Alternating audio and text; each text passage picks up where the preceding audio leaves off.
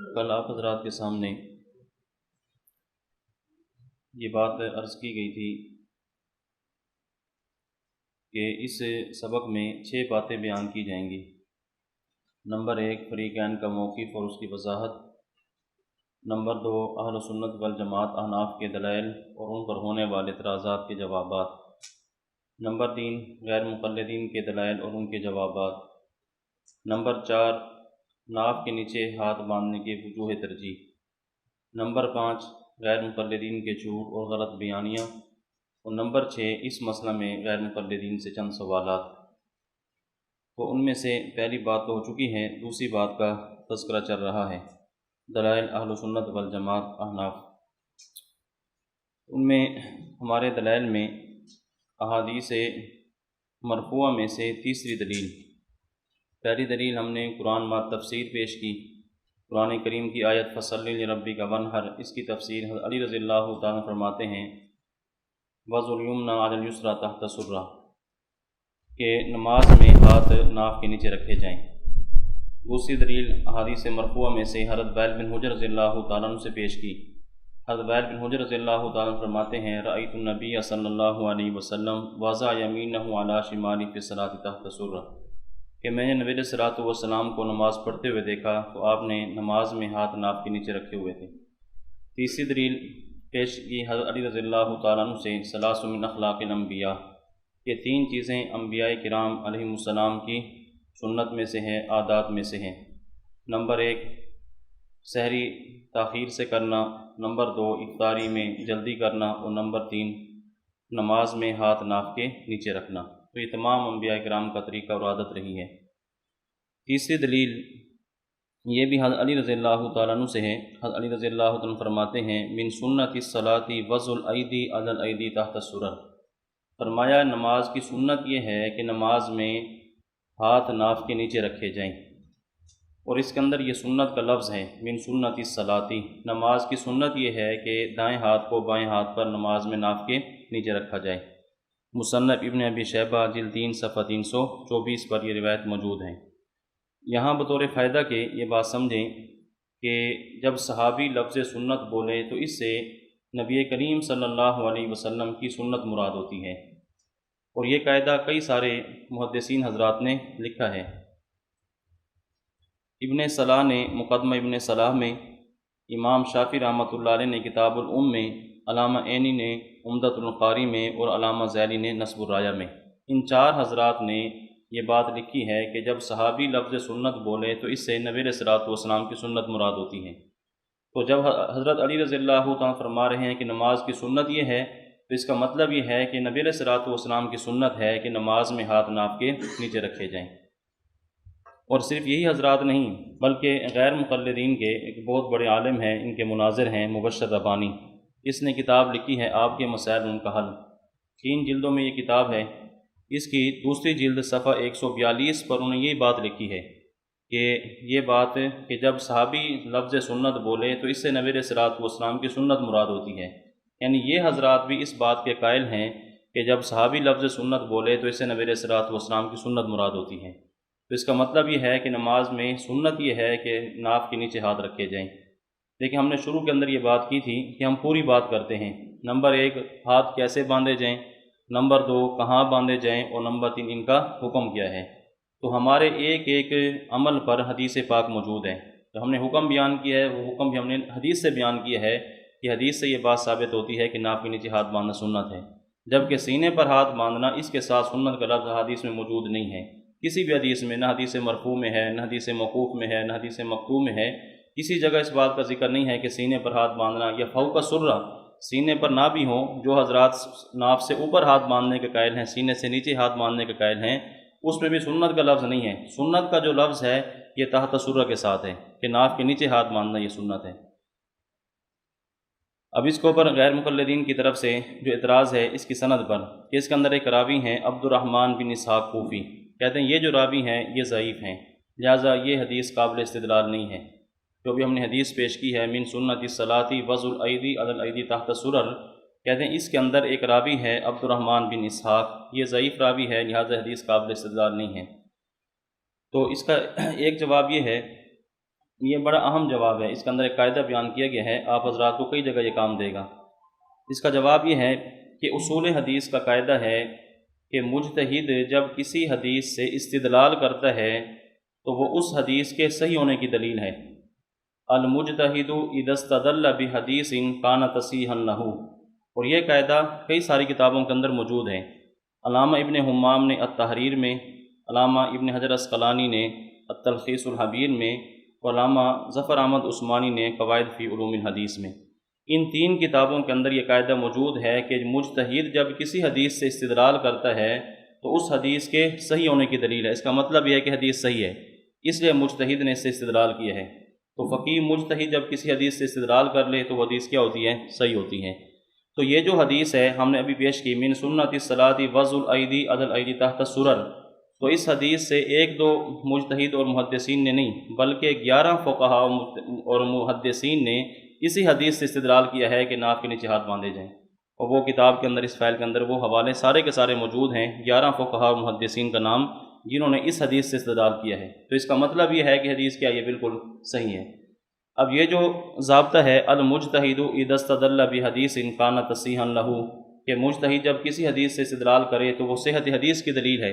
اب یہاں ایک سوال پیدا ہوتا ہے کہ رفع دین کرنے کی جو احادیث ہیں، یہ امام شافعی رحمۃ اللہ علیہ نے، امام احمد بن حنبل رحمۃ اللہ علیہ ان احادیث سے استدلال کیا، تو اس کا مطلب یہ ہے کہ رفع دین کرنے کی احادیث صحیح ہیں۔ اسی طرح امام کے پیچھے قرات کرنے کی جو احادیث ہیں ان سے انہوں نے استدلال کیا، اس کا مطلب ہے کہ وہ احادیث بھی صحیح ہیں۔ آمین اونچی آواز سے کہنی چاہیے، اس سے بھی مجتہدین حضرات نے استدلال کیا ہے، تو اس کا مطلب یہ ہے کہ آمین اونچی آواز سے کہنے کی حدیثیں وہ بھی کہیں بالکل صحیح ہیں۔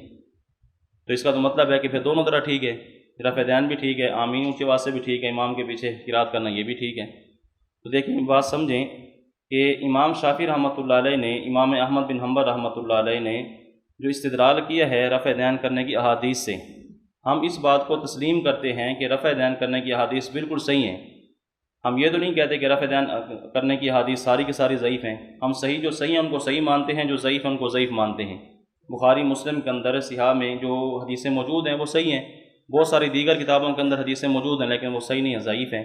تو رفع دین کرنے کی حدیثیں صحیح ہیں، لیکن اس حدیث کا صحیح ہونا کافی نہیں ہے، بلکہ یہ دیکھنا ہے کہ ہمارا جو موقف ہے، یہ ہمارا جو کسی کے اندر نزاع ہے، آیا وہ حدیث اس پر پوری اترتی ہے کہ نہیں اترتی۔ اب رفع دین کے اندر ہمارا نزاع یہ نہیں ہے کہ رفع دین ثابت ہے یا ثابت نہیں ہے، ہم یہ نہیں کہتے رفع دین ثابت نہیں ہے، بلکہ ہم کہتے ہیں کہ رفع دین ثابت ہے لیکن رفع دین کے اوپر دوام اور ہمیشگی نہیں ہے۔ یہ نہیں ہے کہ نبی علیہ الصلوۃ والسلام نے ہمیشہ رفع دین کیا ہے، بلکہ ہم کہتے ہیں شروع میں رفع دین کیا تھا، بعد میں آپ نے کیا کیا، چھوڑ دیا۔ اب دیکھیں حدیثیں صحیح بھی مانتے ہیں لیکن اس کے باوجود وہ حدیث ہمارے مخالف نہیں ہے، تو اس لیے ہمارا نزاع اس میں نہیں ہے کہ رفع دین ثابت ہے یا رفع دین ثابت نہیں ہے۔ تو غیر مقلدین سے جب بھی آپ نے مطالبہ کرنا ہے تو اس پر نہیں کرنا کہ رفع دین کے ثبوت پر حدیث دکھائیں، بلکہ ان سے یہ کہنا ہے کہ دوام اور ہمیشگی کے اوپر کوئی حدیث پیش کریں۔ اب وہ بخاری سے پیش کرے گا، اس میں دوام تو نہیں ہے، اس میں استمرار نہیں ہے، ہمیشگی نہیں ہے، اس کے اندر تو کیا ہے، رفع دین کے ثبوت کی حدیثیں ہیں، تو ثبوت ہم پہلے سے مانتے ہیں، ہمارے خلاف نہیں ہے۔ اسی طرح امام کے پیچھے قرات کرنے کی جو احادیث ہیں، قرات کرنے کی احادیث، ان میں بھی ہمارا موقف یہ ہے کہ شروع میں قرات امام کے پیچھے ہوتی تھی، بعد میں کیا اسے منع کر دیا گیا۔ وَإِذَا قُرِئَ الْقُرْآنُ فَاسْتَمِعُوا لَهُ وَأَنصِتُوا لَعَلَّكُمْ تُرْحَمُونَ۔ حضرت عبداللہ بن عباس فرماتے ہیں کہ یہ فرض نماز کے بارے میں نازل ہوئی ہے، نماز کے بارے میں نازل ہوئی، امام کے پیچھے قرات کرنے سے منع کر دیا گیا۔ دیگر حدیث کے اندر بھی موجود ہے، تو حدیثیں اپنی جگہ پر صحیح ہیں لیکن ہمارے وہ خلاف نہیں ہیں، ان سے یہ ثابت نہیں ہوتا کہ امام کے پیچھے قرات لازمی کرنی ہے، حدیث بھی صحیح ہے لیکن ہمارے خلاف بھی نہیں ہے۔ آمین اونچی آواز سے کہنے کی جو احادیث ہیں ان کے اندر صحیح بھی ہیں، ان کے اندر ضعیف بھی ہیں، لیکن جو صحیح ہیں اس سے یہ ثابت نہیں ہوگا کہ آمین اونچی ہی کہنی چاہیے، کیونکہ جو صحیح حدیث ہیں ہم ان کا محمل بیان کرتے ہیں، مطلب بیان کرتے ہیں کہ وہ احادیث تعلیم پر محمول ہیں، کہ نبی علیہ الصلوۃ والسلام نے اونچی آواز سے آمین کہی ہے لیکن آپ نے تعلیماً کہی ہے، اور یہ ہم نہیں کہتے، یہ صحابی رسول حضرت وائل بن حجر رضی اللہ عنہ کا فیصلہ ہے۔ حضرت وائل بن حجر رضی اللہ عنہ وہ صحابی ہیں کہ جن سے آمین بالسر کی بھی حدیث موجود ہے اور آمین بالجہر کی حدیث بھی موجود ہے، دونوں حدیثیں یہ نقل کرتے ہیں۔ صحابی ایک ہے، ان سے روایتیں دو ہیں، آمین بالسر کی بھی ہے، آمین بالجہر کی بھی ہے۔ اب دیکھیں ایک صحابی سے دو باتیں ہیں، اب فیصلہ کرنا مشکل ہو جاتا ہے، لیکن صحابی رسول حضرت وائل بن حجر رضی اللہ تعالیٰ عنہ نے خود فیصلہ فرما دیا، فرماتے اونچی آواز سے آمین کہنے کی جو حدیث ہے اس کے بارے میں خود فرماتے ہیں ما اراہ الا یعلمنا، کہ نبی علیہ الصلوۃ والسلام نے جو اونچی آواز سے آمین کہی تھی وہ ہمیں تعلیم دینے کے لیے کہی تھی۔ اب دیکھیں خود فیصلہ فرما دیا، اس کا مطلب ہے آپ کا جو ہمیشہ کا معمول تھا وہ آمین آہستہ آواز سے کہنے کا تھا، لیکن آپ نے جو کبھی کبھی اونچی آواز سے کہی ہے وہ تعلیماً کہی ہے تاکہ لوگوں کو پتہ چل جائے کہ اس موقع پر آمین کہی جاتی ہے۔ اب دیکھیں یہ حدیث صحیح بھی ہے لیکن ہمارے خلاف بھی نہیں ہے، تو اس لیے یہ ذہن نہیں بنانا کہ یہ جو قاعدہ ہے اس کا مطلب تو یہ ہوگا کہ رفع دین کی ساری حدیثیں ٹھیک ہیں، امام کے پیچھے قرات کرنے کی حدیثیں ٹھیک ہیں، آمین کی ساری حدیثیں ٹھیک ہیں، تو ان سے بھی مجتہد اور فقہا استدلال کرتے ہیں، تو اس لیے وہ حدیث صحیح بھی ہیں لیکن ہمارے خلاف بھی نہیں ہیں۔ تو یہ بہت اہم قاعدہ ہے، المجتہد اذا استدل بحدیث کان تصحیحا لہ، کہ جب مجتہد اور فقیہ کسی حدیث سے استدلال کرتا ہے تو اس حدیث کے صحیح ہونے کی دلیل ہے۔ تو جب اس حدیث سے بھی کئی سارے فقہا مجتہدین نے استدلال کیا ہے تو اس کا مطلب کہ یہ حدیث کیا بالکل یہ صحیح ہے۔ اور دوسری بات یہ ہے کہ یہ جو راوی ہے عبد الرحمن بن اسحاق کوفی، یہ مختلفی راوی ہے، اس کے بارے میں اس پر جرح بھی ہے اور اس کی توثیق بھی بیان کی گئی ہے، اور اصول حدیث کا یہ قاعدہ ہے کہ مختلفی راوی کی روایت حسن درجہ کی ہوتی ہے۔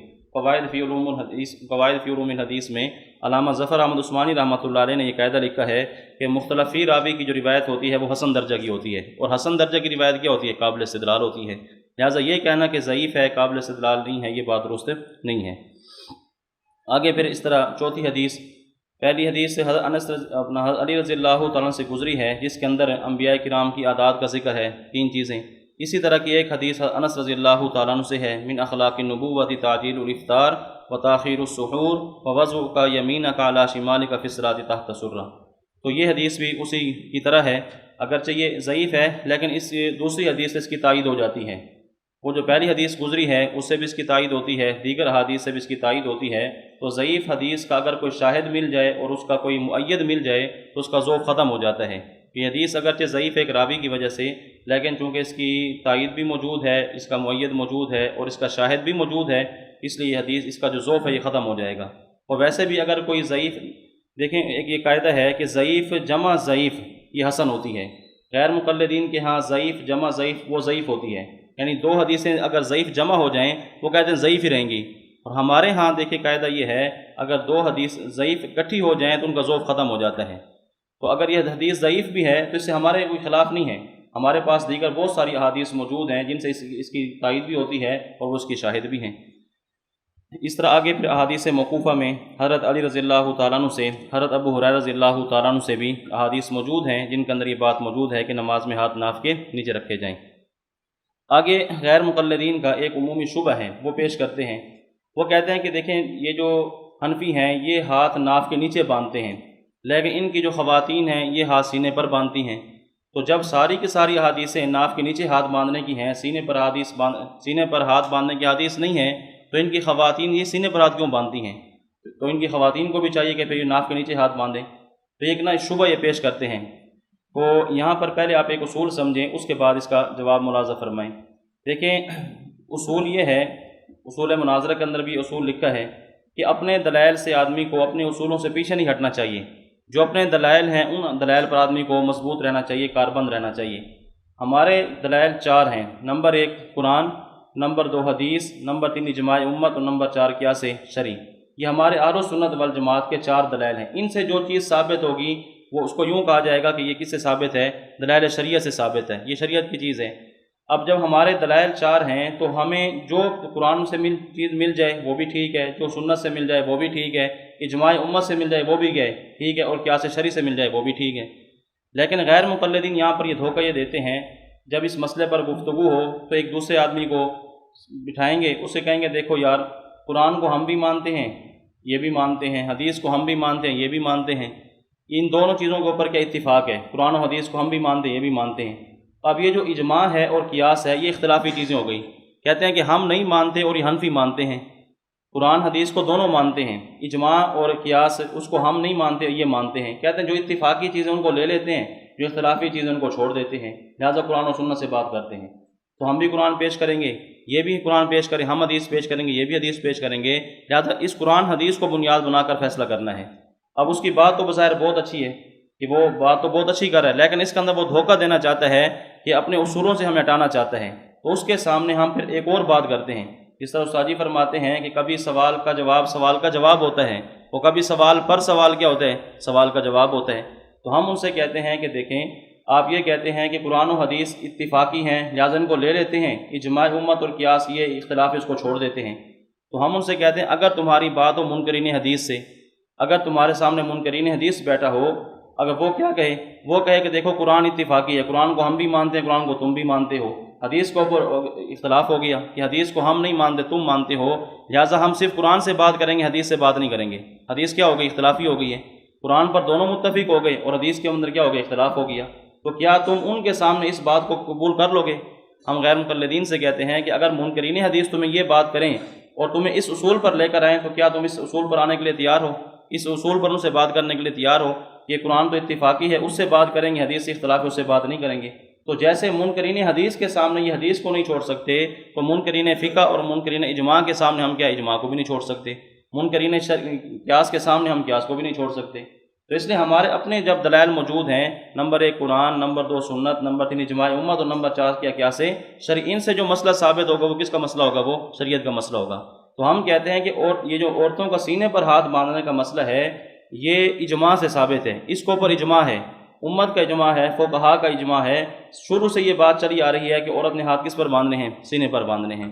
تو جب عورت کا سینے پر ہاتھ باندھنا اجماع امت سے ثابت ہے، اب یہ کہنا کہ حدیث سے ثابت نہیں ہے، اس کے اوپر حدیث پیش کریں، اس کے اوپر قرآن کی آیت پیش کریں، تو یہ مطالبہ کرنا درست نہیں ہے، اس لیے کہ ہمارے کیا دلائل 4 ہیں اور ہماری جو تیسری دلیل ہے اجماع امت، اس سے عورت کا سینے پر ہاتھ باندھنا کیا یہ ثابت ہے۔ تو عورت کا جو سینے پر ہاتھ باندھنا یہ کہاں سے ثابت ہے؟ اجماع امت سے ثابت ہے، اور اس کے اوپر اجماع کے حوالے بھی یہاں پر موجود ہیں۔ پہلا حوالہ جو ہے ملا علی قاری رحمۃ اللہ علیہ ان کا، والمرأة تضع یدیہا علی صدرہا بالاتفاق، کہ اس بات پر اتفاق ہے، اجماع ہے کہ عورت جو ہے ہاتھ کس پر باندھے گی؟ وہ سینے پر باندھے گی۔ اسی طرح ملا علی قاری رحمۃ اللہ علیہ وہ فرماتے ہیں والمرأة تضع یدیہا علی صدرہا اتفاقا لأن مبنى حالها علی الصدر، یہ بڑی اہم بات بیان فرمائی ہے۔ فرماتے ہیں کہ اس بات پر اتفاق ہے کہ عورت سینے پر ہاتھ باندھے، اس کی وجہ کیا ہے؟ وجہ اس کی یہ ہے کہ عورت کا جو مدار ہے وہ پردے پر ہے، عورت کا دار و مدار وہ پردے پر ہے۔ یہ دیکھا جائے گا کہ عورت کی کس حالت کے اندر پردہ زیادہ ہے۔ عورت کی نماز میں، مرد عورت کی نماز میں فرق، جس کے اوپر جو مستقل سبق بھی آپ کا ہوگا اس پر فعل موجود ہے، اس کے اندر جو احادیث ذکر کی گئی ہیں وہ احادیث وہ ہیں کہ جس کے اندر عورت کے پردے کا خیال کیا گیا ہے۔ یہ دیکھا جائے گا عورت کا پردہ کس حالت میں زیادہ ہے۔ تو اب دیکھیں اگر ایک عورت اگر سینے پر ہاتھ باندھی ہے، اس میں اس کا پردہ زیادہ ہے، سینہ ابھرا ہوا ہوتا ہے تو یہاں ہاتھ باندھیں گے تو وہ جگہ چھپ جائے گی۔ اگر اور ناف کے نیچے ہاتھ باندھی ہے، پیٹ پر ہاتھ باندھی ہے تو سینے کا ابھار ہوگا، سامنے نظر آئے گا۔ اس لیے عورت کے حکم یہ ہے کہ جب رکوع کرے تو زیادہ جھک کے نہ کرے، سجدہ کرے تو خوب سمٹ کر کرے، کیونکہ اس حالت کے اندر کیا صدر کا خیال زیادہ ہے، پردہ زیادہ ہے۔ تو جب عورت کی نماز کا مدار ہی کس پر ہے؟ پردے پر ہے، تو اس سے بھی معلوم ہوتا ہے کہ عورت اگر سینے پر ہاتھ باندھے گی تو پردہ رہے گا، اور اگر سینے سے ہاتھ نیچے باندھتی ہے، ناف کے نیچے باندھتی ہے، پیٹ پر باندھتی ہے تو اس کے اندر صدر کا لحاظ نہیں رہے گا۔ تو اس لیے اس کا بھی تقاضا یہ ہے کہ عورت کی جو ہے وہ کہاں ہاتھ باندھے؟ وہ سینے پر ہاتھ باندھے، وہ ناف کے نیچے ہاتھ نہ باندھے۔ تو اس بات پر اجماع ہے کہ عورت کہاں ہاتھ باندھے گی؟ سینے پر ہاتھ باندھے گی۔ علامہ عبدالحی لکھنوی رحمۃ اللہ علیہ یہ بھی فرماتے ہیں وَأَمَّا فِي حَقِّ النِّسَاءِ فَاتَّفَقُوا عَلَىٰ أَنَّ السُّنَّةَ لَهُنَّ وَضْعُ الْيَدَيْنِ عَلَى الصَّدْرِ لِأَنَّهَا مَا أَسْتَرُ لَهَا، وجہ وہی سارے کے سارے یہ بیان کرتے ہیں کہ اس کے اندر صدر زیادہ ہے، اس لیے عورت کا سینے پر ہاتھ باندھنا یہ اجماع امت سے ثابت ہے، اور اجماع امت دلیل شرعی ہے۔ اب غیر مقلدین کے جو دلائل ہیں ان کا جواب یہ خلاصہ میں آپ کے سامنے پہلے پیش کر دیتا ہوں۔ غیر مقلدین اس مسئلہ میں 5 حدیثیں پیش کرتے ہیں، 2 حدیثیں سنن کبریٰ بہقی سے پیش کرتے ہیں، اور تیسری دلیل پیش کرتے ہیں صحیح ابن خزیمہ سے، چوتھی حدیث پیش کرتے ہیں مسند احمد سے، 5ویں حدیث پیش کرتے ہیں مراسیل ابی داود سے۔ یہ 5 حدیثیں اس مسئلے کے اوپر پیش کرتے ہیں۔ ان میں سے سنن کبریٰ بہقی، اس کی جو دونوں روایتیں ہیں، اس میں جو پہلی روایت ہے اس کو یہ خود ضعیف تسلیم کرتے ہیں۔ ان کے اپنے علماء نے اس بات کو تسلیم کیا ہے کہ یہ ضعیف ہے۔ جب اپنے علماء نے ضعیف تسلیم کر لیا، ہمیں مزید بات کرنے کی ضرورت ہی نہیں ہے۔ اور جو دوسری سنن کبریٰ بہقی کی دوسری روایت ہے اس کے اندر اندر نہر کا لفظ ہے۔ نہر کہتے ہیں جہاں سے جانور کو ذبح کیا جاتا ہے، سینے کا بالائی حصہ نہر۔ اب یہاں ہاتھ باندھنے کا ذکر ہے۔ اب دیکھیں یہ جو یہاں ہاتھ باندھنے کا ذکر ہے یہ ان کے عمل کے خلاف ہے۔ ان کا عمل کیا ہے؟ سینے پر ہاتھ باندھنا، اور روایت پیش کرتے ہیں اندر نہر کی، حالانکہ انہوں نے جو روایت پیش کرنی ہے علی صدر والی پیش کرنی ہے جس پر سینے پر ہاتھ باندھنے کا ذکر ہو، تو اندر نہر والی جو روایت ہے یہ ان کے اپنے عمل کے خلاف ہے۔ اور جو تیسری حدیث پیش کرتے ہیں صحیح ابن خزیمہ سے، یہ صحیح ابن خزیمہ سے جو حدیث پیش کرتے ہیں ان کے خود اپنے حضرات فرماتے ہیں کہ یہ حدیث بھی کیا ہے؟ ضعیف ہے، اس کی سند ضعیف ہے، خود ان کے اپنے حضرات نے مانا ہے، تو اپنے حضرات نے تسلیم کر لیا کہ وہ ضعیف ہے۔ جو چوتھی حدیث پیش کرتے ہیں مسند احمد سے، وہ حدیث جو ہے وہ شدید ضعیف ہے اور اس کے اندر تصحیف ہوئی ہے، اس کا ذکر آگے آ رہا ہے۔ جو پانچویں حدیث ہے مراسل ابی داود سے پیش کرتے ہیں، اس کو بھی ان کے اپنے حضرات نے ضعیف تسلیم کیا ہے، کیونکہ مرسل ہے اور مرسل حدیث کو یہ ضعیف کہتے ہیں مرسل جو ہے وہ قابل حجت نہیں ہوتی۔ تو ان کے دلائل جو ہیں وہ 5 ہیں، ان میں سے پہلی کو، اس طرح تیسری کو اور پانچویں کو خود ضعیف تسلیم کر لیا، اور جو دوسری ہے وہ عمل کے خلاف ہے، اور جو ایک چوتھی حدیث ہے مسند احمد والی وہ کیا ہے؟ ضعیف ہے۔ لہٰذا سینے پر ہاتھ باندھنا کسی صحیح حدیث سے ثابت نہیں ہے، سینے پر ہاتھ باندھنے کی جتنی بھی حدیث ہیں وہ ساری کی ساری ضعیف ہیں۔ اچھا، سینے پر ہاتھ باندھنے کی کوئی ایسا مجتہد بھی نہیں ہے جو سینے پر ہاتھ باندھنے کا قائل ہو کہ اس نے ان روایات سے استدلال کیا، اس کے نزدیک وہ صحیح ہو گئی ہو۔ آپ کے سامنے کل بھی سبق میں یہ بات آئی تھی کہ سینے پر ہاتھ باندھنے کا ائمہ مجتہدین میں سے کوئی بھی قائل نہیں رہا۔ 1200 صدی کے بعد جا کر جو ہے نا یہ مسئلہ شروع ہوا ہے، 12ویں صدی میں، اس سے پہلے کوئی بھی اس کا قائل نہیں تھا سینے پر ہاتھ باندھنے کا۔ اس لیے سینے پر ہاتھ باندھنے کی جو روایت ہیں وہ ساری کی ساری کیا ہیں؟ وہ ضعیف ہیں۔ لیکن میں سب سے پہلی جو روایت پیش کرتے ہیں یہ تفسیر کے حوالے سے، حضرت علی رضی اللہ تعالیٰ سے تفسیر پیش کرتے ہیں، فصلی لربک وانحر، اسی آیت کے تحت جو ہم نے پیش کی تھی، کہتے ہیں وضع ید الیمنی علی وسط یدہ الیسری ثم وضعہما علی الصدر، کہ دایاں ہاتھ کو بائیں ہاتھ پر رکھنا اور پھر ان دونوں کو سینے پر رکھنا، سنن کبریٰ بہقی جلد 2 صفحہ 30۔ اب یہ جو روایت پیش کی گئی ہے، اب یہی روایت جو ہے تفسیر ابن کثیر کے اندر بھی ہے۔ تفسیر ابن کثیر کے اندر آگے لفظ موجود ہے لا یصح، کہ یہ جو حدیث ہے، یہ جو سند ہے، لا یصح، یہ صحیح نہیں ہے۔ اور دوسرا یہ ہے کہ ان کے اپنے جو حضرات ہیں، ان کے بہت بڑے محقق گزرے ہیں، حافظ زبیر علی زئی 10-12 سالوں میں فوت ہوئے، ان کی تحقیق کو بڑا تسلیم کرتے ہیں یہ۔ تو ان کا ایک رسالہ نکلتا تھا الحدیث رسالہ، یہ کافی عرصہ نکلتا رہا۔ تو الحدیث شمارہ نمبر 7 صفحہ نمبر 33 پر اس نے اسی روایت کے بارے میں یہ بات کی ہے کہ اس کے اندر ایک راوی ہے ابو الحریش، اس کہتے ہیں اس کا ثقہ اور صدوق ہونا ثابت نہیں ہے، لہٰذا ہماری تحقیق میں یہ روایت بلحاظ سند ضعیف ہے۔ دیکھیں ان کا اپنا بہت بڑا عالم محقق کہتے ہیں کہ ہماری تحقیق کے مطابق یہ روایت کیا ہے؟ سند کے لحاظ سے ضعیف ہے۔ ایک تو خود یہ ضعیف تسلیم کر لیا، اور اسی کے جواب کے دیکھیں آخر میں ابو محمد شفیق احمد کمبو، اس کی جو آگے عبارت لکھی ہوئی ہے 3-4 سطروں میں عبارت ہے، آخر میں اس نے لکھا ہے قارئین کرام، جیسا کہ میں نے پہلے بھی عرض کیا کہ ضعیف روایت دین میں قابل حجت اور قابل عمل نہیں ہے، اس لیے اس مسئلے میں صحیح احادیث کے ہوتے ہوئے ایسی ضعیف روایت کا سہارا لینے کی کوئی ضرورت نہیں ہے۔ یہ آئینہ صلاۃ النبی صلی اللہ علیہ وسلم، یہ بھی ان کی کتاب ہے۔ تو ان کا اپنا ایک عالم، اپنا محقق کہہ رہا ہے کہ یہ جو حدیث ہے یہ سند کے لحاظ سے کیا ہے؟ یہ ضعیف ہے۔ تو ان کے اپنے حضرات نے جو بات تسلیم کی ہے کہ حدیث کیا ہے؟ یہ ضعیف ہے۔ آگے دوسری روایت سنن کبریٰ بہقی کی، اب دیکھیں فصلی لربک وانحر قال وضع الیمین علی الشمال فی الصلاۃ عند النہر، یہ عند النہر کا لفظ موجود ہے کہ نماز میں نہر یعنی کہ سینے کے بالائی جو حصہ ہے یہ نہر گلے گا، یہاں ہاتھ رکھنا، یہ تو ان کے اپنے عمل کے خلاف ہے۔ اگر یہ حدیث پیش کرتے بھی ہیں تو ہم یہی کہیں گے کہ یہ تمہارے عمل کے خلاف ہے، لہٰذا تم اس کو پیش نہیں کر سکتے۔ ایک تو عمل کے خلاف ہے، دوسرا اس کے اندر بھی 3 راوی ایسے ہیں جو سخت ضعیف ہیں، وہ آگے نام لکھے ہوئے ہیں۔ یحییٰ بن ابی طالب، یہ جھوٹا راوی تھا۔ روح بن المسیب، ٹھیک ہے، یہ موضوع اور من گھڑت حدیثیں بیان کرتا۔ عمر بن مالک النکری، یہ منکر الحدیث تھا، یہ منکر حدیثیں بیان کیا کرتا تھا۔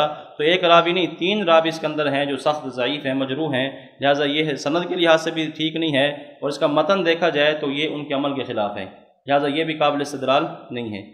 اب یہ جو تیسری حدیث پیش کرتے ہیں صحیح ابن خزیمہ سے، صحیح ابن خزیمہ کے اندر حدیث موجود ہے حضرت وائل بن حجر رضی اللہ تعالیٰ عنہ سے، وہ فرماتے ہیں صلیت مع رسول اللہ صلی اللہ علیہ وسلم وضع یدہ الیمنی علی ید الیسری علی صدرہ، کہ نبی علیہ الصلوۃ والسلام نے اپنا دایاں ہاتھ بائیں ہاتھ پر رکھا اور ان کو سینے پر رکھا، صحیح ابن خزیمہ۔ تو سب سے پہلے جو یہ روایت پیش کرتے ہیں، یہاں تو سنن کبریٰ بہقی کی روایت لکھی ہوئی ہے، عام طور پر جب ان سے بات ہوتی ہے سب سے پہلے صحیح ابن خزیمہ کا حوالہ دیتے ہیں کہ صحیح ابن خزیمہ کے اندر یہ بات موجود ہے کہ سینے پر ہاتھ باندھنے چاہیے۔ اب آپ دیکھیں صحیح ابن خزیمہ یہ ایسی کتاب ہے جو صحاح کے اندر شامل ہی نہیں ہے۔ صحاح ستہ جو ہے، صحاح ستہ وہ 6 کتابیں ہیں، بخاری، مسلم، ابو داود، نسائی، ترمذی اور ابن ماجہ، اور ان کا طرز دیکھیں، جب ہم سے مطالبہ کرتے ہیں تو صحاح ستہ کا نہیں، بخاری کا مطالبہ کرتے ہیں کہ بخاری سے دکھائیں، سب سے پہلے ان کا مطالبہ یہ ہوتا ہے، یعنی کہ جو ہم سے مطالبہ کریں گے جی کہاں سے دکھانے، بخاری سے دکھاؤ یا مسلم سے دکھاؤ، صحیحین سے دکھاؤ، زیادہ کوئی اگر یہ چھوٹ دیں بھی صحیح تو کہتے ہیں چلو صحاح ستہ سے پیش کر دو، اور اپنی جب باری آتی ہے تو صحاح ستہ کو ہاتھ بھی نہیں لگاتے۔ اب اس مسئلے کے اندر آپ ان سے پوچھیں کہ اس مسئلے کے اوپر سینے پر ہاتھ باندھنے کے اوپر سب سے پہلے بخاری کو پیش کرو، اب اس کے اوپر زور دیں اچھا خاصا ان کو، دیکھیں اب بخاری تمہاری کہاں گئی ہے، بخاری جو کرتے ہو اب بخاری کہاں گئی ہے، سینے پر ہاتھ باندھنے کے اندر بخاری نہیں ہے تمہارے پاس، تو سینے پر ہاتھ باندھنے کے اندر بخاری کے اندر ایک روایت بھی موجود نہیں ہے۔ پھر ان کو کہو چلو مسلم بھی ساتھ ملا لو، ہم اور چھوٹ دیتے ہیں، مسلم بھی ساتھ ملا لو، مسلم سے دکھا دو، اس کے اندر بھی نہیں ہے۔ پھر ایک ایک کتاب بڑھاتے جائیں تو صحاح ستہ آپ ان کے سامنے رکھ دیں کہ ان صحاح ستہ سے جو ہے نا یہ دکھائیں کہ سینے پر ہاتھ باندھنا یہ کون سی روایت کے اندر موجود ہے. تو صحاح ستہ کے اندر نہیں ہے. دیکھو اب صحیح ابن خزیمہ کی طرف چلے گئے تو صحیح ابن خزیمہ سے روایت پیش کرتے ہیں، لیکن یہ اس کے اندر ایک راوی ہے معمل بن اسماعیل. معمل بن اسماعیل راوی جو ہے یہ ضعیف راوی ہے. بہت سارے ائمہ نے 15 محدثین کے یہاں پر نام لکھے ہیں اس فائل کے اندر جنہوں نے اس کے اوپر جرح کی ہے. اچھا پھر دیکھیں یہ تو محدثین نے جرح کی ہے، وہ بھی جرح قابل قبول ہے، لیکن خود ان کے اپنے حضرات نے اس کو ضعیف تسلیم کر لی ہے. ان کے 4 حضرات ایسے ہیں جنہوں نے کہا کہ یہ حدیث ضعیف ہے. نمبر 1 ناصر الدین البانی، اس نے حاشیہ لکھا ہے صحیح ابن خزیمہ کا. اس حاشیے کے نیچے لکھا اسی حدیث کے نیچے اسنادہ ضعیف، اس کی سند کیا ہے؟ ضعیف ہے. دیکھیں اپنا عالم کہہ رہے ہیں ان کا کیا ہے؟ حدیث ضعیف ہے. اسی طرح عبد الرحمن مبارک پوری تحفۃ الاحوذی کے اندر جو ترمذی کی شرح ہے اس کے اندر اس نے بھی لکھا کہ یہ حدیث کیا ہے؟ یہ ضعیف ہے معمل بن اسماعیل کی وجہ سے. اور نمبر 3 عبد الرؤف سندھو، اس کی کتاب القول المقبول، یہ نماز کے بارے میں ہے. جہاں اس نے حدیث ذکر کی ہے نیچے اس نے بھی لکھا کہ یہ حدیث کیا ہے؟ یہ ضعیف ہے معمل بن اسماعیل کی وجہ سے. اور نمبر 3 عمر بن عبد المنعم عبادات میں بدعات، اس کی یہ کتاب ہے، اس کے اندر اس نے بھی یہ بات لکھی ہے کہ یہ حدیث جو ہے یہ سند کے لحاظ سے ضعیف ہے کہ اس کے اندر معمر بن اسماعیل موجود ہے. تو ان کے 4 بڑے بڑے علماء انہوں نے خود لکھا کہ حدیث کیا یہ ضعیف ہے. تو محدثین نے بھی جرح کی ہے اس راوی پر، لیکن جب ان کے اپنے علماء نے تسلیم کر لیا کہ حدیث ضعیف ہے تو اس کو سینے پر ہاتھ باندھنے کو پیش کرنا یہ ان کے لیے درست نہیں ہے کہ خود ان کے حضرات اس کو صحیح تسلیم کرتے ہیں. اور دوسرا اس کے اندر ایک اور جواب اس کا یہاں رکھ لیں ذہن میں کہ اس کے جو سند ہے صحیح ابن خزیمہ کی جو یہ حدیث ہے سینے پر ہاتھ باندھنے کی، اس کی سند میں ایک راوی ہے سفیان ثوری رحمۃ اللہ علیہ.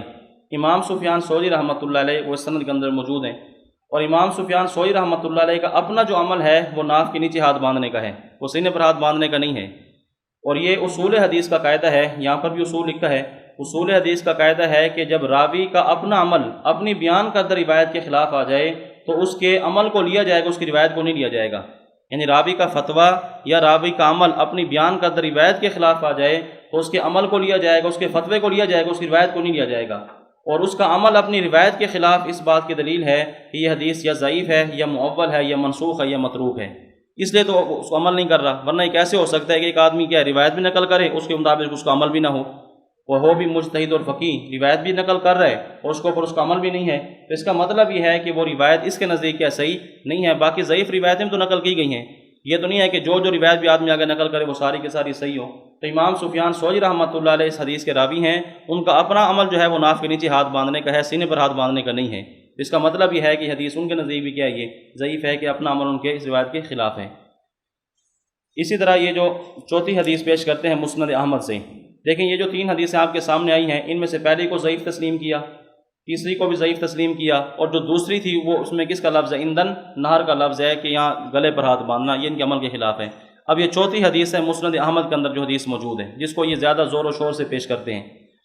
مسند احمد کے اندر حدیث موجود ہے قبیصہ بن حلب الطائی، وہ کہتے ہیں کہ رأیت النبی صلی اللہ علیہ وسلم ینصرف عن یمینہ وعن یسارہ، کہ نبی علیہ الصلوۃ والسلام کو میں نے دیکھا آپ نے دائیں طرف منہ پھیرا، بائیں طرف رخ پھیرا، ورأیتہ اور میں نے آپ کو دیکھا یضع ھذہ علی صدرہ، کہتے ہیں میں نے نبی علیہ السلام کو دیکھا کہ آپ نے اس کو اپنے سینے پر رکھا ہوا تھا، ھذہ یعنی ایک ہاتھ کو علی صدری اپنے سینے پر رکھا ہوا تھا. اب اس کے اندر آگے ایک اور مسند احمد کے اندر آگے یہ عبارت بھی موجود ہے وَوَصَفَ يَحْيَى الْيُمْنَى عَلَى الْيُسْرَى فَوْقَ الْمِفْصَلِ، یہ فائل کے اندر اگر لکھی ہوئی نہیں ہے تو اس کو اوپر آگے لکھ لیں گے. مسند احمد کے اندر یہ آگے یہ جملہ بھی ہے وَوَصَفَ يَحْيَى الْيُمْنَى عَلَى الْيُسْرَى فَوْقَ الْمِفْصَلِ، یہاں پر جا کر یہ عبارت مکمل ہوتی ہے. اسی کے اندر اس کا جواب بھی موجود ہے. تو یہ جو حدیث پیش کی ہے کہ حضرت قبیصہ بن حلب یہ کہتے ہیں کہ میں نے نبی علیہ السلام کو دیکھا کہ آپ نے اپنا ہاتھ نماز میں کس پر رکھا ہوا تھا؟ سینے پر رکھا ہوا تھا، مسند احمد کے اندر ہی. تو اس کے پہلا جواب اس کا یہ ہے کہ اس کے اندر ایک راوی ہے سماک بن حرب.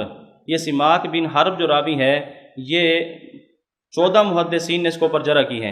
عند المحدثین یہ ضعیف راوی ہے، 14 حضرات نے محدثین نے اس کے اوپر جرح کی ہے. تو جب ضعیف راوی آ جائے تو وہ حدیث سے قابل استدلال نہیں رہتی. ایک تو اس کا یہ جواب ہے کہ اس کے اندر ایک راوی ہے یہ سماک بن حرب، انہوں نے اپنا وہ ضعیف راوی ہیں، مجرور راوی ہیں، اس وجہ سے حدیث قابل استدلال نہیں ہے. دوسرا جواب اس کا یہ ہے کہ یہی حدیث کئی طرق سے دیگر کتابوں کے اندر بھی موجود ہے. دیکھیں ایک حدیث کئی کتابوں کے اندر موجود ہوتی ہے، تو یہ جو حدیث ہے قبیصہ بن حلب الطائی والی حدیث یہ 12 کتب کے اندر موجود ہے۔ جس طرح مسند احمد کے اندر یہ روایت موجود ہے، اس کے علاوہ 12 کتب اور ہیں جن کے اندر یہ حدیث موجود ہے۔ ان 12 کی 12 کتب میں علی صدری کا لفظ نہیں ہے۔ جس طرح یہاں پر ہے یضع ھذہ علی صدرہ کہ نبی علیہ السلام نے اپنا ہاتھ کہاں رکھا ہوا تھا؟ سینے پر، ان کے اندر علی صدری کے الفاظ موجود نہیں ہیں۔ تو اس کا مطلب یہ ہے کہ یہ جو سینے پر ہاتھ باندھنے کا لفظ آیا ہوا نا یہاں علی صدرہ، یہ شاذ ہے، دیگر احادیث کی جو کتب ہیں ان کے اندر یہ لفظ موجود نہیں ہے۔ تو یہ علی صدری کا لفظ جو ہے یہ شاذ ہے، یہ قابل حجت قابل استدلال نہیں ہے۔ اور علامہ نیموی رحمۃ اللہ علیہ نے، اور اچھا یہ جو 12 کتابیں جو ہم نے کہا ہے، یہ 12 کتابوں کا یہاں حوالہ بھی دیا ہوا ہے کہ کون کون سی حدیث کی کتابیں ہیں جن کے اندر یہی حدیث موجود ہے اور کئی طرق سے موجود ہے، قبیصہ بن حرب والی، لیکن ان کے اندر جو علی صدری کے الفاظ موجود نہیں ہیں۔ اور علامہ نیموی رحمۃ اللہ علیہ نے بہت اچھا اس کا جواب دیا ہے آثار و سنن کے اندر۔ وہ فرماتے ہیں کہ مجھے کہتے ہیں یہ بات سمجھ آتی ہے کہ یہ جو حدیث ہے یضع ھذہ علی صدرہ، کہتے ہیں یہاں کاتب سے تصحیف ہوئی ہے، کاتب سے یہاں تصحیف ہوئی ہے، کاتب سے غلطی ہو گئی۔ لفظ یہ تھا یضع ھذہ علی ھذہ، یضع ھذہ علی ھذہ، لیکن کاتب نے کیا لکھ دیا؟ یضع ھذہ علی صدرہ، یعنی ھذہ کو کیا بنا دیا؟ علی صدری بنا دیا۔ اور یہ بات دیکھا جائے تو بہت اہم بات ہے، اور اس کا اشارہ اسی حدیث سے بھی نکلتا ہے جو آگے میں نے آپ کو عبارت بتائی ہے۔ تو حضرت جو قبیصہ بن حرب ہیں وہ کہتے ہیں کہ میں نے دیکھا نبی علیہ السلام نے یضع ھذہ علی ھذہ، وہ یہ کہنا یہ چاہتے تھے کہ انہوں نے نبی علیہ السلام نے اپنا ایک ہاتھ دوسرے ہاتھ پر رکھا ہوا تھا، سینے کی بات نہیں تھی، یضع ھذہ علی ھذہ، آپ نے ایک ہاتھ دوسرے ہاتھ پر رکھا ہوا تھا۔ اور اس کا اشارہ کہاں سے ملتا ہے؟ دیکھیں آگے جو حضرت یحییٰ ہیں، یحییٰ بن سعید، انہوں نے آگے کہا الیمنی علی الیسریٰ فوق المفصل، یحییٰ نے یہ بیان کیا کہ دایاں ہاتھ بائیں ہاتھ پر، یہ جو مفصل ہے یہ گھٹ اس کے اوپر تھا، دایاں ہاتھ بائیں ہاتھ پر۔ اب دیکھیں یہ عبارت بھی اسی کتاب کے اندر موجود ہے، اس سے معلوم ہوتا ہے سینے کی بات نہیں، یہاں ہاتھوں کی بات ہے کہ یضع ھذہ علی ھذہ ووصف یحییٰ الیمنی علی الیسریٰ فوق المفصل۔ وہ کہتے ہیں اگلا جملہ خود بتاتا ہے کہ یہ ہاتھ یہاں پر ھذہ کا لفظ یضع ھذہ علی ھذہ تھا یا یضع ھذہ علی صدری نہیں تھا، اس لیے کہ اگر کیا صدری ہوتا تو حضرت یحییٰ بن سعید جو آگے اس کا مطلب بیان کر رہے ہیں تو وہ تو اس کے خلاف ہے۔ وہ کہتے ہیں کہ دایاں ہاتھ بائیں ہاتھ پر تھا، تو دایاں ہاتھ بائیں ہاتھ پر تھا تو سینے پر پھر کیسے ہوا؟ تو اس لیے امام نیمی رحمۃ اللہ علیہ نے بڑی اہم بات کی ہے، وہ فرماتے ہیں یہاں کاتب سے تصحیف ہو گئی ہے، اصل میں یہ لفظ تھا یضع ھذہ علی ھذہ، لیکن کاتب نے کیا لکھ دیا؟ یضع ھذہ علی صدری لکھ دیا۔ اور تصحیف کی دلیل بھی انہوں نے ایک تو یہ قرینہ پیش کیا اس کے اوپر، دوسرا علامہ ہیثمی نے مجمع الزوائد میں مسند احمد کی وہ تمام احادیث جمع کی ہیں جو صحاح ستہ سے زائد تھی، مسند احمد کی وہ ساری کی ساری احادیث مجمع الزوائد کے اندر علامہ ہیثمی نے جمع کی ہیں، جو مسند جو صحاح ستہ سے زائد تھی ان کے اندر جو ہے یہ علی صدری کا لفظ موجود نہیں ہے، تو مجمع الزوائد کے اندر بھی موجود نہیں ہے۔ اسی طرح جو ہے کنز العمال میں یہ حدیث موجود ہے لیکن علی صدری کے الفاظ نہیں ہیں۔ امام سیوطی کی جمع الجوامع جو ہے اس کے اندر بھی حدیث موجود ہے، اس کے اندر بھی علی صدری کے الفاظ موجود نہیں ہیں۔ تو اس سے معلوم ہوتا ہے کہ یہ کاتب سے غلطی ہو گئی ہے، کاتب سے تصحیف ہو گئی ہے، تو یہ مصحف حدیث ہے، جیسے کہ اصول حدیث کے اندر پڑھتے ہیں حدیث کی قسمیں ہیں کہ راوی سے بس اوقات غلطی ہو جاتی ہے، تو چونکہ ہاتھ سے لکھا کرتے تھے تو ہاتھ سے لکھا کرتے تھے، اس میں جو ہے نا وہ بعض مرتبہ لفظ سمجھ نہیں آتا کہ لکھنے کے اندر غلطی ہو جاتی ہے، تو اسی طرح وہ چل پڑی ہے۔ تو اصل لفظ کیا تھا؟ یضع ھذہ علی ھذہ، اور اس کے اوپر یہ قرائن بھی موجود ہیں۔ تو یہ مسند احمد کی روایت یہ پیش کرتے ہیں کہ جس سے معلوم ہوتا ہے کہ نبی صلی اللہ علیہ وسلم سینے پر ہاتھ باندھتے تھے، لیکن صحیح بات یہ ہے کہ اس سے بھی یہ بات ثابت نہیں ہوتی۔ ایک تو ہم نے سندھی اس کا جواب دے دیا کہ اس کے اندر ایک راوی ہے سماک بن حرب، 14 محدثین نے اس کے اوپر جرح کی ہے۔ دوسرا جواب اس کا یہ دیا کہ یہی حدیث 12 کتب کے اندر موجود ہے، ان 12 کتب کے اندر جو ہے علی صدری کا لفظ موجود نہیں ہے، اس کا مطلب یہ ہے کہ یہ لفظ ٹھیک نہیں ہے، تو یہ شاذ ہے۔ دوسرا علامہ نیمی نے اس کا جواب دے دیا کہ یہ کاتب کی تصحیف ہے، کاتب سے غلطی ہو گئی ہے، لفظ یضع ھذہ علی ھذہ، اس نے کیا لکھ دیا؟ یضع ھذہ علی صدرہ۔ اور دیکھیں مسند احمد کے اندر پھر روایت موجود ہے۔ اب امام احمد بن حنبل رحمۃ اللہ علیہ کی جو مسند ہے، اب وہ خود کیا سینے پر ہاتھ باندھنے کے قائل ہی نہیں ہے، وہ کوئی مجتہد بھی 4 ائمہ جو یہ اور ان کے علاوہ دیگر جو مجتہدین ہیں مشہور، ان میں سے کوئی بھی اس بات کا قائل نہیں کہ سینے پر ہاتھ باندھے جائیں۔ اگر یہ حدیث بالکل صحیح ہوتی اور روایات اس کے اندر اس کا کتب کے اندر تذکرہ ہوتا تو کوئی نہ کوئی مجتہد اس بات کو لیتا، کوئی نہ کوئی فقیہ اس بات کو لیتا اور یہ کہتا کہ سینے پر ہاتھ باندھنے چاہیے، لیکن کوئی بھی اس کا قائل نہیں ہے، لہٰذا یہ حدیث بالکل ضعیف ہے۔ اور جو 5ویں حدیث ہے یہ مرسل روایت ہے حضرت طاووس سے، یہ طاووس تابعی ہیں، بعد کے راوی ہیں۔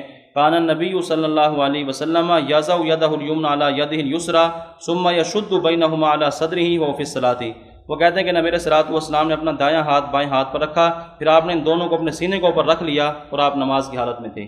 تو یہ مراسیل ابی داؤد سے حدیث پیش کرتے ہیں۔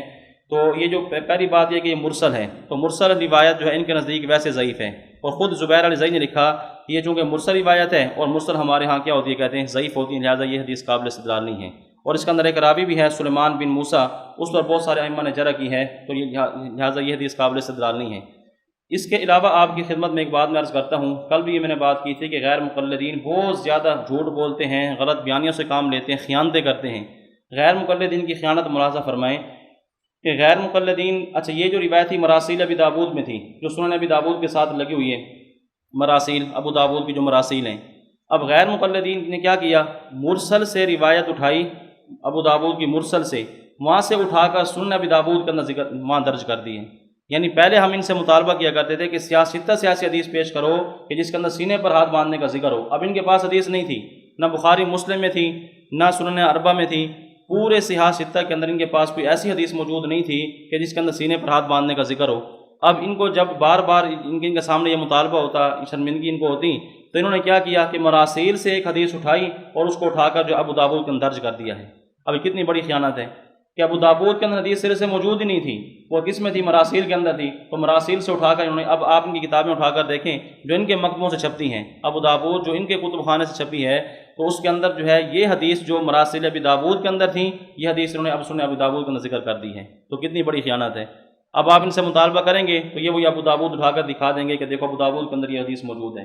پہلی بات یہ کہ ہے ہی مرسل، لیکن انہوں نے کام کرنا بھی تھا تو اچھا کام کرتے، کوئی دوسری صحیح حدیث اٹھا لیتے، یا کوئی ایسی جو ان کے نزدیک بھی کوئی وہ ضعیف نہ ہوتی، لیکن اٹھائی بھی ایسی ہے جو مرسل ہے اور لکھی کس میں، ابو داؤد کے اندر لکھ دی ہے۔ تو بہرحال یہ آپ کے سامنے بات رہنی چاہیے کہ اصل کتاب کے اندر یہ حدیث موجود نہیں تھی، یہ مراسیل سے اٹھا کر انہوں نے لکھی ہے، اور یہ بہت ساری جگہوں پر نہیں کام کیا ہے، صرف یہاں پر یہ کام نہیں کیا، اور بھی یہ تو اس مسئلے سے متعلق ہے، میں نے آپ کی خدمت میں بات عرض کی ہے، ورنہ بہت ساری جگہوں پر اس طرح کی خیانتیں کی ہیں۔ تو یہ تو وہ ان کے دلائل تھے جن کا خلاصہ آپ کے سامنے آ گیا کہ 5 حدیثیں یہ پیش کرتے ہیں، ان میں سے پہلی، تیسری اور 5ویں کو خود ضعیف تسلیم کیا جو میں نے ترتیب سے پیش کی ہیں، اور جو دوسری ہے اس کے اندر اندر نہر کا لفظ ہے، اور جو چوتھی حدیث ہے وہ کاتب کی تصحیف ہے، یضع حاضی علی حاضی کو یضع حاضی علی صدری بنا دیا گیا، اور سند بھی وہ روایت کیا ہے وہ ضعیف ہے۔ اب جو چوتھی بات تھی وہ ہے وجوہ ترجیح، ناف کے نیچے ہاتھ باندھنے کی وجوہ ترجیح۔ ہم کہتے ہیں کہ ناف کے نیچے ہاتھ باندھنا یہ کئی وجوہ سے راجح ہے کہ ناف کے نیچے ہی ہاتھ باندھنا چاہیے۔ دیکھیں ہمارے دیگر مجتہدین جو ہیں، ہمارے ائمہ، ان میں سے بعض ناف کے اوپر ہاتھ باندھنے کے بھی قائل ہیں، فوق السرہ، تو کئی ہمارے ذہن میں کہیں یہ نہ جائے شاید وہ مسئلہ جو ہے نا ان کے نزدیک جو پر ناف کے اوپر ہاتھ باندھنے ہیں شاید یہ مسئلہ کبھی ہو، لیکن ہم جو کہتے ہیں کہ ناف کے نیچے ہاتھ باندھنے ہیں، ہمارا موقف جو ہے یہ تمام ائمہ کے مقابلے میں مضبوط ہے، چاہے وہ امام شافعی ہیں، چاہے وہ امام احمد بن حنبل ہیں، یا دیگر کوئی بھی امام ہیں جو ناف کے نیچے ہاتھ باندھنے کے قائل نہیں ہیں، ان تمام حضرات میں سب سے جو مضبوط موقف ہے وہ ہمارا احناف کا ہے، اور اس کی وجوہ ترجیح دیکھیں، یہ آپ تھوڑا اشارے کرتے جائیں گے ساتھ ساتھ۔ وجوہ ترجیح میں نمبر 1 سب سے پہلی چیز یہ ہے کہ ناف کے نیچے ہاتھ باندھنے کے اندر عاجزی اور انکساری ہے۔ ناف کے نیچے اگر ہاتھ باندھے جائیں تو اس میں کیا ہے، عاجزی اور انکساری، اور یہ بات ہم نہیں کہتے، ایک نا ہم کہیں بھی آج اس میں عاجزی انکساری ہے، ویسے دیکھا جائے تو ہے بھی صحیح سے میں عاجزی انکساری، کہ آدمی ایک ناف کے نیچے ہاتھ باندھ کر کھڑا ہے تو دیکھنے سے پتہ چلتا ہے، اور ایک آدمی ٹانگیں کھول کر سینے پر ہاتھ باندھ کے ایسے کھڑا ہو، وہ دیکھنے سے پتہ چلتا ہے کہ شاید کیا ہے، کسی سے لڑنے کے لیے آیا ہے، کسی سے جھگڑنے کے لیے آیا ہے۔ آپ ان کی حالت دیکھا کریں کیسے کھڑے ہوتے ہیں، عجیب، ٹانگیں کھولی ہوتی ہیں، ہاتھ ان کے ایسے ہوتے ہیں اور یہاں سینے پر رکھے ہوتے ہیں، دیکھنے سے پتہ چلتا ہے کوئی متکبر آدمی کھڑا ہے، یہ نماز پڑھنے کے لیے آیا، لڑنے کے لیے آیا ہے۔ تو دیکھیں ناف کے نیچے جب ہاتھ باندھ کے آدمی کھڑا ہوتا ہے، سر اس کا نیچے ہوتا ہے، بڑی ایک حالت دیکھ کر پتہ چلتا ہے کہ واقعی یہ خشوع خضوع والی عاجز انکسار والی حالت ہے۔ تو میں عرض کر رہا تھا کہ ہم نہیں کہتے، امام اسحاق بن راہوے نے یہ بات فرمائی ہے، امام اسحاق بن راہوے فرماتے ہیں تحت سرتی اقوا فی الحدیثی، تحت سرتی اقوا فی الحدیثی، ایک تو یہ ہے کہ ناف کے نیچے ہاتھ باندھنا یہ احادیث کے لحاظ سے مضبوط موقف ہے، نمبر 2 وہ اقرب الی التواضع، اور یہ تواضع کے زیادہ قریب ہے، وہ اقرب الی التواضع کہ اس کے اندر تواضع عاجز انکساری زیادہ ہے۔ مسائل احمد بن حنبل و اسحاق بن راہوے جلد 2 صفحہ نمبر 552 پر ان کی یہ بات موجود ہے کہ اس کے اندر عاجز انکساری ہے۔ نمبر 2 دوسری وجہ ترجیح، نماز کی جو سنت کہا گیا ہے وہ بھی تحت سرہ کو کہا گیا ہے۔ آپ حدیثیں اٹھا کر دیکھیں، فوق سرہ کی حدیث اٹھائیں یا اللہ صدر کی حدیث اٹھائیں، کوئی بھی حدیث اٹھائیں، میں نے کل بھی کہا تھا آج بھی کہ سنت کا لفظ جو ہے یہ اس کے ساتھ موجود نہیں ہے، سنت کا لفظ صرف اور صرف تحت سرہ کے ساتھ موجود ہے۔ تو دیکھو نماز کی جو سنت کہا گیا وہ بھی کس کو کہا گیا ہے؟ ناف کے نیچے ہاتھ باندھنے کو کہا گیا ہے، نہ فوق سرہ کو سنت کہا گیا، نہ اعلی صدر کو سنت کہا گیا، نہ ارسال کو سنت کہا گیا ہے۔ سنت کہا گیا تو وہ کس کو کہا گیا ہے؟ ناف کے نیچے ہاتھ باندھنے کو، تو یہ بھی اس کی وجہ ترجیح ہے۔ نمبر 3، ناف کے نیچے ہاتھ باندھنے کو کسی نے بھی مکروہ نہیں کہا، ناف کے نیچے ہاتھ باندھنے کو کسی نے بھی نہیں کہا کہ یہ مکروہ ہے، جبکہ سینے پر ہاتھ باندھنے کو مکروہ کہا گیا ہے۔ امام ابن قیم ان کی کتاب ہے بدائع الفوائد جلد 3 صفحہ نمبر 91 پر امام احمد بن حنبل کا قول انہوں نے پیش کیا فی روایت المزنی، کہتے ہیں اسفل من السرۃ بقلیل، کہ ناف سے تھوڑا سا نیچے ہاتھ باندھے جائیں۔ آگے ہے وَيَكْرَهُ أَن يَجْعَلَهُمَا عَلَى الصَّدْرِ، اور وہ سینے پر ہاتھ باندھنے کو مکروہ سمجھتے تھے، سینے پر ہاتھ باندھنے کو امام احمد کیا سمجھتے تھے؟ مکروہ سمجھتے تھے، اور اس کی وجہ کیا ہے؟ وَذَلِكَ، اس وجہ سے لما روی عن النبی صلی اللہ علیہ وسلم انہ نہا عن التکفیر، اس وجہ سے کہ نبی علیہ السلام سے یہ بات منقول ہے کہ آپ تکفیر سے منع فرماتے تھے، تکفیر، اور نماز میں تکفیر سے، ایک ہے تکفیر کسی کو کافر قرار دینا، نماز میں تکفیر کیا ہے؟ آگے اس کا مطلب بیان کر دیا، وَهُوَ وَضْعُ الْيَدِ عَلَى الصَّدْرِ، نماز میں تکفیر یہ ہے کہ ہاتھ کو سینے پر رکھا جائے، اور نبی علیہ السلام نے تکفیر سے منع فرمایا نماز میں، اور نماز میں تکفیر کیا ہے؟ ہاتھ کو سینے پر رکھنا۔ یہ حدیث بھی وہ نقل کرتے ہیں کہ اس کی وجہ سے امام احمد بن حنبل فرماتے تھے کہ سینے پر ہاتھ باندھنا کیا ہے؟ مکروہ ہے۔ تو دیکھیں سینے پر ہاتھ باندھنے کو مکروہ کہا گیا، ناف کے نیچے ہاتھ باندھنے کو کسی نے بھی مکروہ نہیں کہا، تو اس سے معلوم ہو کہ ناف کے نیچے ہاتھ باندھنا یہ کیا ہے؟ یہ راجح ہے اور یہ مضبوط ہے۔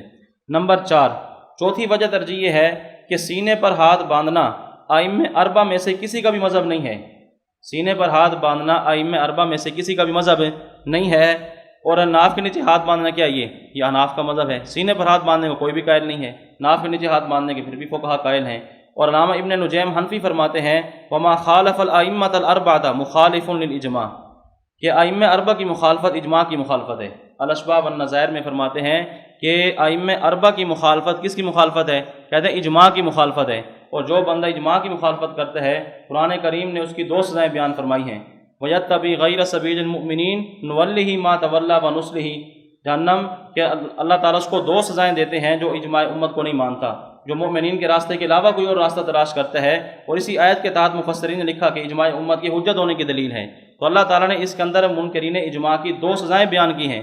نمبر 1 کہ دنیا میں اس کو ہدایت نہیں ملتی، اور فرمایا کہ آخرت کے اندر اس کو جنت نہیں ملتی جو اجماع کا منکر ہوتا ہے۔ تو اس لیے فرمایا کہ ائمہ اربعہ کی مخالفت کس کی مخالفت ہے؟ اجماع امت کی مخالفت ہے۔ تو دیکھیں اب ائمہ اربعہ میں سے کوئی بھی سینے پر ہاتھ باندھنے کا قائل نہیں ہے، تو اس سے بھی معلوم ہوتا ہے کہ ہاتھ کہاں باندھنے چاہیے؟ ناف کے نیچے باندھنا چاہیے، سینے پر ہاتھ باندھنا جو یہ ٹھیک نہیں ہے۔ تو یہ 4 وجوہ ترجیح ہیں جو میں نے آپ کے سامنے پیش کی ہیں، ان سے معلوم ہوتا ہے کہ ناف کے نیچے ہاتھ باندھنا کیا یہ راجح ہے۔ جو 5ویں بات ہے غیر مقلدین کے جھوٹ اور غلط بیانیاں، ایک تو آپ کے سامنے میں نے پیش کی ہے وہ کہ مراسیل ابی داؤد سے انہوں نے کیا کیا؟ حدیث کو اٹھا کر سنن ابی داؤد کے اندر درج کر دیا ہے، وہ تو اس کے علاوہ ہے۔ اس کے علاوہ دیکھیں غیر مقلدین کے شیخ الاسلام، اب ہیں بھی ان کے شیخ الاسلام اور ہیں بھی ان کے مفتی، فتاویٰ بھی چھپا ہوا ہے فتاویٰ ثنائیہ، مولانا ثناء اللہ امرتسری، یہ کہتے ہیں کہ سینے پر ہاتھ باندھنے اور رفع دین کرنے کی روایات بخاری اور مسلم اور ان کی شروع میں بکثرت ہیں۔ کہتے ہیں سینے پر ہاتھ باندھنے کی روایات اور رفع دین کرنے کی روایت کس میں ہیں؟ بخاری اور مسلم میں، اور ان کی شروع میں بکثرت موجود ہیں۔ ہم کہتے ہیں بکثرت کو چھوڑو، صرف ایک روایت پیش کر دو صحیح بخاری سے، صحیح مسلم سے، اور چھوٹ دے کر ہم کہتے ہیں کہ سیاستہ سے چلو دکھا دو، کوئی ایک روایت پیش کر دو جس کے اندر کیا سینے پر ہاتھ باندھنے کا ذکر ہو۔ اب کہیں بھی نہیں ہے، یہ صریح جھوٹ ہے، بالکل جھوٹ ہے، اور آج بھی ان کی کتابوں کے اندر یہ درج ہے، نکالا پھر بھی نہیں ہے اس کو، لیکن آج بھی ان کی کتاب چھپتی ہے، اس کے اندر جو ہے یہ بات لکھی ہوئی ہے کہ سینے پر ہاتھ باندھنے کی روایات اور رفع دین کرنے کی روایت کس میں؟ بخاری اور مسلم میں، حالانکہ بخاری مسلم کے اندر سینے پر ہاتھ باندھنے کی روایتیں موجود نہیں ہیں، تو یہ بالکل واضح صریح جھوٹ ہے۔ نمبر 2، ایک اور ان کا فتاویٰ، اور یہ فتاویٰ ثنائیہ دیکھیں فتاویٰ کی کتاب ہے، کوئی عام بندے کی کتاب نہیں ہے، فتاویٰ علماء حدیث، یہ بھی 10-12 جلدوں میں ہے، فتاویٰ علماء حدیث جلد 3 صفحہ 93، اس میں یہ ان سے سوال کیا گیا ہاتھ باندھنے کے متعلق کہ سینے پر ہاتھ باندھنے چاہیے نہیں باندھنے چاہیے، تو اس کا جواب دیتے ہوئے لکھتے ہیں کہ نبی کریم صلی اللہ علیہ وسلم نماز میں سینہ پر ہاتھ باندھا کرتے تھے، یہ حدیث حسن ہے، صحیح بخاری میں بھی ایک ایسی حدیث آئی ہے، کہتے ہیں یہ حدیث حسن ہے اور صحیح بخاری کے اندر بھی ایک حدیث آئی ہے۔ اب کہاں آئی ہے اس کا حوالہ نہیں دیا، یہ کیسے ہو سکتے حدیث موجود ہوتی بخاری کی اور یہ درج نہ کرتے؟ اس کا مطلب یہ ہے کہ ان کے پاس ہے ہی نہیں، لیکن عوام کو مطمئن کرنے کے لیے کیا کہہ دیا کہ صحیح بخاری کے اندر بھی ایک حدیث ایسی آئی ہے. اب کہاں آئی ہے وہ کوئی کسی کو پتہ نہیں ہے. تو یہ فتاوی علماء حدیث جلد 3 صفحہ نمبر 93 پر یہ بات موجود ہے. تو یہ بھی بالکل صریح واضح جھوٹ ہے، بخاری کے اندر کوئی ایسی روایت موجود نہیں ہے. جھوٹ نمبر 3، لشکر طیبہ. لشکر طیبہ جو ہے ان کی ایک جماعت ہے، اس کا ایک نصابی کتابچہ ہے، اس کا نام ہے ریاض المجاہدین. یہاں سے لوگوں کو لے کر جاتے ہیں جہاد کے نام پر، اور وہاں جا کر ان کو کیا ہے پھر وہ یہ مسلک سکھاتے ہیں. یہی وجہ ہے کہ کئی سارے حضرات کو یہ غیر مقلدین یہاں سے جہاد کا نام لیتے ہیں، ٹریننگ پہ لے کر جاتے ہیں، اور وہاں جا کر ان کو ٹریننگ سے زیادہ جہاد سے زیادہ مسلک پڑھاتے ہیں. ان کو یہ مسلک وہاں پڑھاتے ہیں، مسلک سمجھاتے ہیں، تاکہ ان کا مسلک کیا ہے وہ اہل حدیث جو ہے نا مسلک یہ قبول کر لیں. اور کئی ایسا ہوتا بھی ہے، بہت سارے حضرات نوجوان ایسے گئے ہیں جب وہاں سے واپس آتے ہیں تو غیر مقلد بن کر آتے ہیں. تو ریاض المجاہدین جو ہے اس کے صفحہ نمبر 90 پر یہ عنوان قائم کیا، سینے پر ہاتھ باندھنا. دیکھیں اب ان کو ٹریننگ دی جا رہی ہے، سینے پر ہاتھ باندھنا. اب کون سی ٹریننگ دے رہے ہیں؟ تو ریاض المجاہدین، نام بھی کتنا دیکھو پیارا رکھا ہے اس کا، ٹھیک ہے. اب ان کو وہاں سکھا رہے ہیں. اس کے صفحہ نمبر 90 پر کیا لکھا ہے؟ سینے پر ہاتھ باندھنا. اور آگے کیا؟ حوالہ بخاری باب نمبر 477 صفحہ نمبر 371. اب آپ بخاری کا باب بھی دیکھ لیں، صفحہ بھی دیکھ لیں، وہاں پر یہ باب موجود ہی نہیں ہے. کہتے سینے پر ہاتھ باندھنا، بخاری کا باب بھی دے دیا اور صفحہ نمبر بھی دے دیا کہ بخاری کے اندر یہ بات موجود ہے کہ سینے پر ہاتھ باندھنے چاہیے.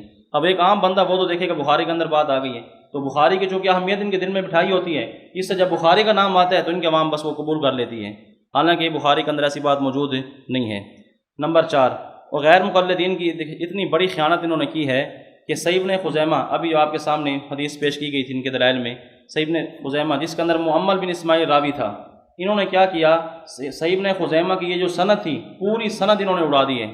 سند یہاں سے ختم کر کے صحیح مسلم کی سند یہاں لگا دی ہے.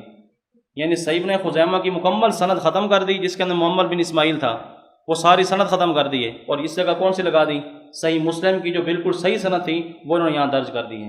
اور فتاویٰ کے اندر تحفۃ الاحفظین کی مشہور کتاب، اس کے اندر یہ اپنا عبد الرحمن مبارک پوری نے یہ لکھا ہے، ثناء اللہ امرتسری نے لکھا ہے، علی محمد سعیدی نے، تو یہ صحیح ابن خزیمہ کی سند انہوں نے تبدیل کر دی ہے. میں سند پڑھتا ہوں آپ کے سامنے دیکھیں. ابن خزیمہ کی سند یہ تھی: حدثنا ابو موسیٰ حدثنا مؤمل حدثنا سفیان عن عاصم ابن قلیب عن ابیہ عن وائل ابن حجر. یہ وائل بن حجر صحابی ہیں رضی اللہ تعالیٰ عنہ، یہ آخر یعنی کہ اس کے راوی یہ ہیں. اب جو مسلم کی جو حدیث تھی سند تھی وہ کون سی تھی؟ عن محمد بن یحییٰ عن عفان عن حمام عن محمد بن جحادہ عن عبد الجبار ابن وائل عن علقمۃ ابن وائل ومولا لہم عن ابیہ. عن ابی آگے وائل بن حجر رضی اللہ تعالیٰ عنہ. دیکھیں اب یہ مسلم کی سند تھی، یہ انہوں نے کہاں درج کر دی ہے؟ صحیح ابن خزیمہ کی جو حدیث تھی جس کے اندر یہ راوی کمزور تھا اس کو وہاں ختم کر کے اس کی جگہ یہ سند لکھ دی ہے. اب کتنی بڑی خیانت ہے کہ ایک حدیث کی سند اتاری اور دوسری حدیث کی جو ہے سند کے اندر اس کو درج کر دیا. یہ ان کے عام بندے نہیں، یہ ان کے علماء یہ کام کر رہے ہیں، تو عوام کا کیا حال ہوگا؟ تو مفتیان کرام کا جب یہ حال ہے تو عوام کا نام ان کا کیا حال ہوگا؟ تو آگے نمبر 5، جھوٹ نمبر 5 ان کا دیکھیں. غیر مقلد عالم محمد یوسف جے پوری، یہ محمد یوسف جے پوری اس نے کتاب لکھی حقیقت الفقہ. حقیقت الفقہ اس نے کتاب لکھی ہے احناف سے متنفر کرنے کے لیے، لوگوں کا ذہن بنانے کے لیے کہ فقہ کے اندر بہت گندے گندے مسائل ہیں اور بہت اس کے اندر جو ہے نا جھوٹ اپنا ہے.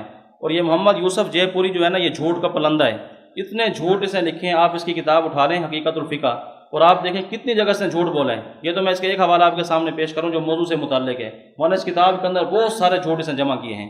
اب کیا لکھتا ہے یہ؟ آپ نے بھی ہدایہ پڑھی ہے، طلباء علماء بیٹھے ہیں انہوں نے ہدایہ پڑھی ہے.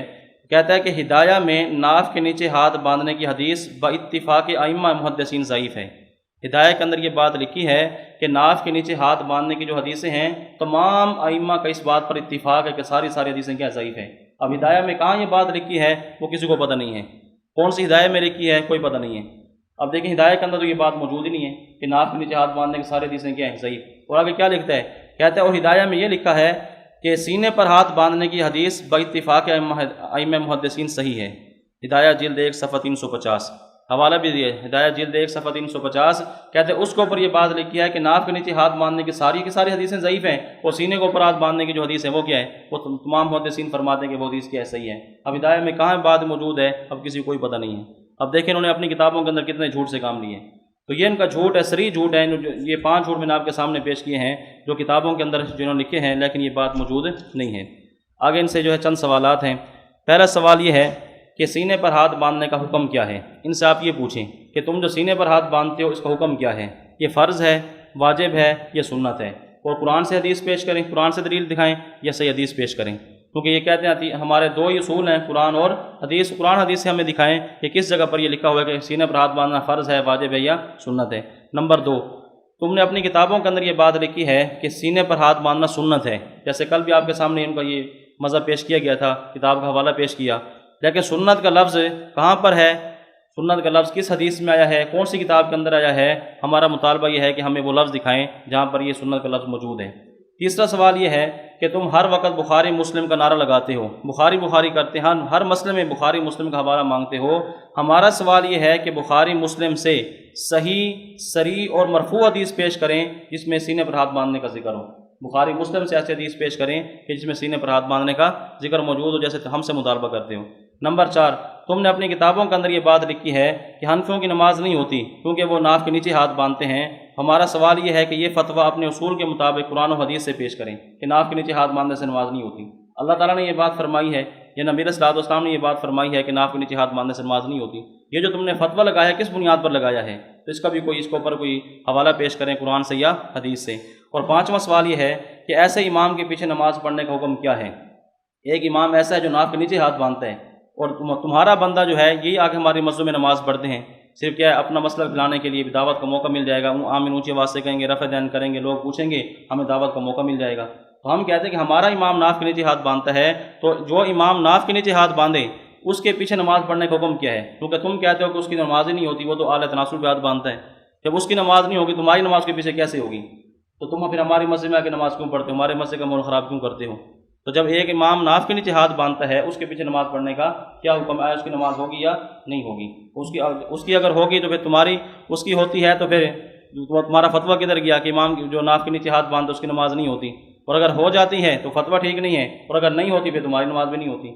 تو یہ چند ایک سوال ہیں غیر مقلدین سے اس مسئلہ میں، تو دفاع کے ساتھ ساتھ آدمی کو اقدام بھی کرنا چاہیے، جہاں ہم دفاع کرتے ہیں ساتھ ساتھ اقدام بھی کرتے ہیں تو سوال بھی کرنے چاہیے، ورنہ وہ سوال کرتے رہتے ہیں ہم جواب دیتے رہتے ہیں۔ تو ایسے سوال آدمی کے پاس ہونے چاہیے جو آدمی ان کو بھی کام میں لگائے، ان کے ذمہ لگائے کہ یہ سوال ہے اس کا تم نے جواب دینا ہے۔